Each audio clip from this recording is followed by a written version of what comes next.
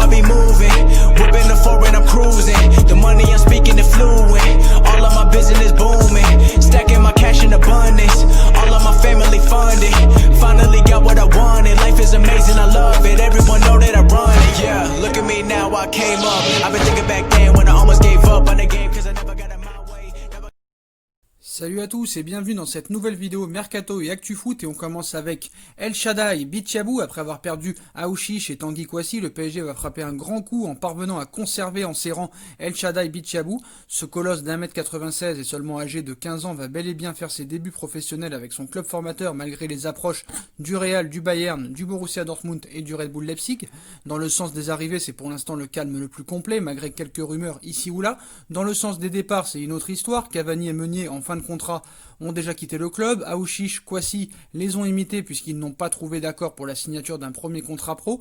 4 départs au retentissement différents mais qui ont clairement affecté les supporters, et un nouveau dossier a mis en émoi le club parisien ces derniers jours, celui de El Shaddai. À seulement 15 ans, ce défenseur central d'1m96 est déjà très mûr au poste de défenseur central, au physique impressionnant, au leadership naturel et qui dispose d'une qualité de relance au pied largement supérieure à la moyenne, est considéré comme l'un, si ce n'est le plus grand espoir de sa génération au poste de défenseur central. Cet international tricolore U16 qui n'avait pas encore signé avec son club formateur avait l'Europe à ses pieds. Leonardo a été décisif dans le dossier El Shaddai, une situation impossible pour Leonardo qui a pris personnellement le dossier en main. Le directeur sportif du PSG s'est entretenu avec le jeune joueur, sa famille et son représentant pour tenter de le convaincre de rester dans son club formateur. Selon certaines informations, cette réunion s'est parfaitement déroulée et Leonardo a su trouver les bons mots. Au sortir de cette entrevue décisive, la famille et le joueur ont été séduits par le discours du dirigeant parisien et la garantie d'une place dans le groupe pro du PSG à court terme. Sauf retournement de dernière minute, El Shaddai Bichabou va s'inscrire dans la durée à Paris. Selon certaines informations, il va signer un contrat aspirant de quelques mois avant de basculer sur un premier contrat pro de 3 ans dès le début de l'année 2021. Celui qui a été découvert par les observateurs lors du tournoi international Al-Class il y a quelques mois va intégrer le groupe des U19 avant d'intégrer, toute vraisemblance, le groupe professionnel très prochainement. On passe à Neymar. Comme vous savez, il n'est pas épargné par les blessures depuis quelques années maintenant. Neymar a joué 60 minutes face aux Belges de Waasland Beveren ce vendredi pour le deuxième match amical du PSG, victoire 7-0 des Parisiens. Le Brésilien a même marqué sur penalty avant d'offrir une passe décisive pour Icardi, toujours sur penalty.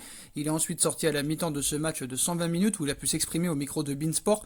Il a notamment reconnu avoir eu peur de certains contacts virulents parfois de la part de ses adversaires, où il cite « Je suis très content de revenir jouer à la maison avec un petit peu de public aussi. On se prépare peu à peu pour arriver au maximum, puis ensuite ce sera les finales. Le reste n'est pas très important. La nervosité des adversaires, oui, ça fait un petit peu peur. On est là aussi pour un match amical, donc ce genre de choses n'a pas lieu d'être. On est là pour se préparer, pour faire attention aussi. Mais nous aussi, on a donné un petit peu des coups, donc il n'y a pas de problème. Il rigole. Neymar s'est effectivement fait justice lui-même par moment.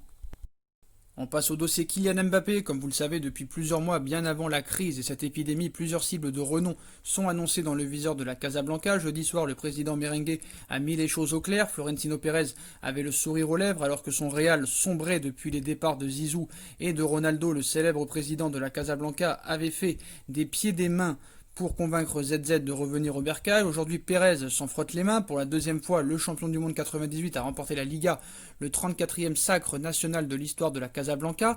Florentino Pérez cite « Nous sommes très contents, mais personne n'oublie tous les gens qui ont souffert et qui sont morts », a-t-il déclaré au micro de Onda Celo, toujours marqué par la crise, ajoutant que la vie ne sera plus pareille à tous les niveaux. Suite à cet hommage, les journalistes ont ensuite évoqué le futur proche du Real, le Mercato. Comme chaque année, le Parisien Kylian Mbappé, 21 ans, est annoncé comme la priorité des Madrilènes, sans oublier le jeune milieu du Stade Rennais Eduardo Camavinga. Pas de gros transferts cet été concernant le premier cité. Les derniers échos en provenance de la capitale espagnole indiquaient toutefois que le Real préférait attendre 2021 avant de s'attaquer à ce dossier.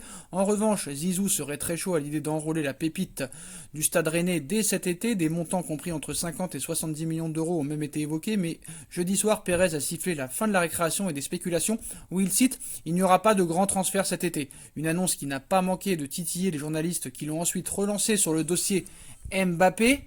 Ça pourra attendre, c'est très difficile de demander aux joueurs de baisser leur salaire pour après faire un gros transfert. Madrid recrutera quand il pourra faire face à ce genre de choses. Voilà qui a le mérite d'être clair.